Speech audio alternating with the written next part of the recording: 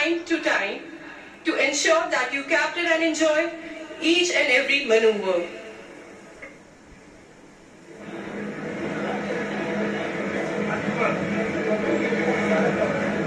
பெரியோர்களே, தாய்மார்களே, நாம் இந்த சாகச நிகழ்ச்சியை தொடங்குவதற்கு முன் நாம் இந்த இடத்தை பறக்கும் சூழலுடன் இணைத்து பார்ப்போம்.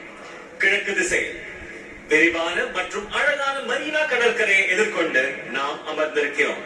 தெற்கு திசையில், அதாவது உங்கள் வலதுபுறத்தில் சென்னை லைட் ஹவுஸ் மற்றும் வட திசையில், அதாவது உங்கள் இடதுபுறத்தில் பரபரப்பான சென்னை துறைமுகம் அமைந்துள்ளன. 7 விமான தளங்களில் இருந்து பறக்கும் 50க்கும் மேற்பட்ட விமானங்களின் அழகான சாகசங்களை நாம் காண உள்ளோம். இன்று பறக்கும் விமானங்கள் மெதுவாக நகரும் ஹெலிகாப்டர்கள் முதல் போக்குவரத்து விமானங்கள் மற்றும் சூப்பர்சோனிக் போர் விமானங்கள் வரை மாறுபடும்.